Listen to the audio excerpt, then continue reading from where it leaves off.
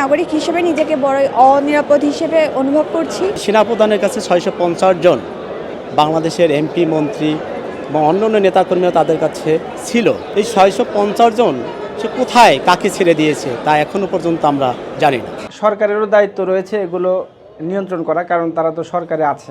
বাংলাদেশের বর্তমান পরিস্থিতিতে আমরা প্রতিনিয়ত দেখতে পাচ্ছি বিভিন্ন জায়গায় বিভিন্ন ধরনের রাহাজারি, বিভিন্ন ধরনের অপরাধ প্রবণতা মানুষের মধ্যে বেড়েছে, ছিনতাই বেড়েছে, মানুষের নিরাপত্তাহীনতায় ভুগছে, ডাকাতি সহ বিভিন্ন ধরনের অপরাধগুলো বেড়েছে, ধর্ষণ বেড়েছে।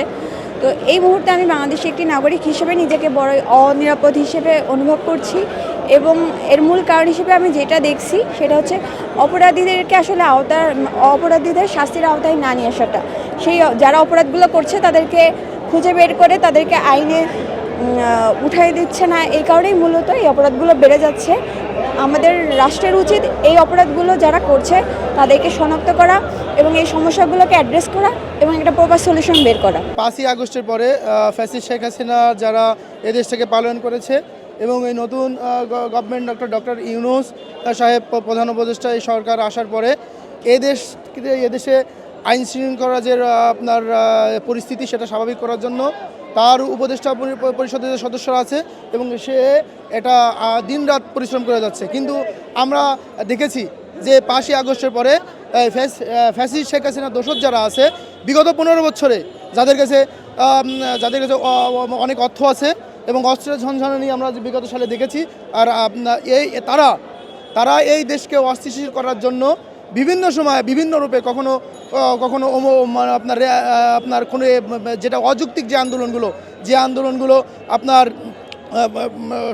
সমাধান করা যায়, যে আন্দোলনের কোনো যৌক্তিকতাও থাকে না, সামান্য ইস্যু নিয়ে আমরা গতকালকে একটা বিষয় শুনেছি যে গাজীপুরের সাবেক অবৈধ ফ্যাসিস্ট মেয়র জাহাঙ্গীর বলেছে যে আমরা যারা তাদের কর্মসূচি যদি দিনের বেলা বাস্তবায়ন না করতে দেওয়া হয় তাহলে রাতের বেলা আমাদের যারা সাধারণ আমরা মানুষ আছি এবং এই সরকারের যারা প্যাট্রোনাইজ করতেছে, এই সরকারের যারা আছে বিরোধী দল যারা আছে বিএনপি জামায়াত বৈষম্য যারা আছে তাদের রাতের ঘুম হারাম করে দেবে। সাবেক ফ্যাসিস্ট যারা দোসর তারা এদেশের আইন শৃঙ্খলা এবং দেশকে উত্তপ্ত করার জন্য বিগত 15টি বছরে তাদের যে অবৈধ সম্পদের পাহাড় তাদের আছে, যে তাদের ক্যাডার বাহিনী আছে, তাদের যে বিভিন্ন অবৈধ অস্ত্র আছে, এটার মাধ্যমে আমাদের এই রাজধানী সহ সারা বাংলাদেশের আইন শৃঙ্খলা যে পরিস্থিতি এটা উত্তপ্ত করার জন্য তাদের একটা নীল নকশা। সেনাপ্রধানের কাছে 650 জন বাংলাদেশের এমপি মন্ত্রী এবং অন্যান্য নেতাকর্মীরা তাদের কাছে ছিল এবং তারা বলেছিল যে 650 জন আমাদের কাছে আছে। এই 650 জন সে কোথায় কাকে ছেড়ে দিয়েছে তা এখনো পর্যন্ত আমরা জানি না।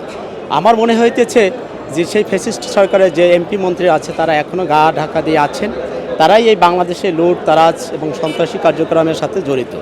এবং ওনারা যখন মাননীয় প্রধান উপদেষ্টা ডক্টর ইউনূস স্যার আমাদেরকে যেভাবে দেশটাকে নিয়ন্ত্রণে নিয়ে আসছে বা আমাদের যেভাবে আশ্বাস দিয়েছেন সেটা বাংলার জনগণ জানেন যে বাংলাদেশের মানুষ এখন কোন অবস্থাতে আছে। কোনো মানুষই এখন কোনো ভালো অবস্থানে নাই। যখন বিএনপি কিন্তু এখন রাষ্ট্রীয় কোনো ক্ষমতায় নাই, তবে তারা কিন্তু দেশটাকে দখল করে নিয়েছেন। কোথাও চাঁদা হচ্ছে, কোথাও গুম করতেছে মানুষ, কোথাও সন্ত্রাসী হচ্ছে, রাতে আমাদের চাঁদাবাজি হচ্ছে, ছিনতাই হচ্ছে, অনেক কিছু বেড়েছে। তবে এখন আমাদের এভাবে আমরা পাচ্ছি না যে আমরা কিভাবে বাসায় যাব ফিরে, আমাদের স্ত্রীরা আমাদের বাচ্চারা নিরাপদ নয়। যে আমরা চেম্বার থেকে যখন বাসায় যাই তখন মনে হচ্ছে আমাদের জীবনটা মনে হয় কোথায় রেখে আসছি। তবে আমরা আমাদের স্ত্রীরা রাস্তার পথের দিক তাকাই থাকে, একজন আইনজীবী সাহেবরা যখন বাসায় যাবে তখন তাদের নিরাপত্তা এখন নাই। এখন আমাদের আবার আগামীকালকে দেখতেছি যে বাংলাদেশের ছাত্র জনতার যে বৈষম্য ছাত্র আন্দোলন আগামীকালকে তাদের ঘোষণা, তারপরে আমরা বুঝতে পারবো যে দেশ কোন দিকে যাবে। তবে আমাদের উচিত ছাত্র জনতার কাছে থাকা এবং ছাত্রদেরকে আমাদেরকে নিরাপদ দেওয়া উচিত, বাংলাদেশের মানুষদেরকে আমাদের আইনের দিক থেকে নিরাপদ দেওয়া উচিত। সরকারেরও দায়িত্ব রয়েছে এগুলো নিয়ন্ত্রণ করা, কারণ তারা তো সরকারে আছে। তবে একটা বিষয় হচ্ছে তারা তো ইন্টারিম গভর্নমেন্ট অর্থাৎ অন্তর্বর্তীকালীন সরকার। এই সরকারের কিন্তু কোনো দলীয় সরকার না। তারা চাইলেই আসলে পুরোপুরি সারা দেশব্যাপী তারা কিন্তু নিয়ন্ত্রণ করতে আসলে অক্ষম, কারণ তাদের তো আর নিজস্ব কোনো লোক নেই। তো সঙ্গত কারণেই অপরাধীরাও সুযোগ পাচ্ছে, অথবা কেউ কেউ এখানে সুযোগ নিচ্ছে। আমরা যেমন সাধারণ নাগরিক হিসেবে আমাদের চলাফেরার ক্ষেত্রে আমাদের সচেতনতা জরুরি, পাশাপাশি যারা সরকারের দায়িত্বে রয়েছেন তাদেরকেও আরও সচেতন হয়ে যথাযথভাবে ব্যবস্থা না নিলে এরকম নাগরিক কিন্তু আরও ক্ষতিগ্রস্ত হবে। সামনের দিনে মানুষ আরও একটা ভয়াবহ একটা আশঙ্কার মধ্যে যাবে আর কি।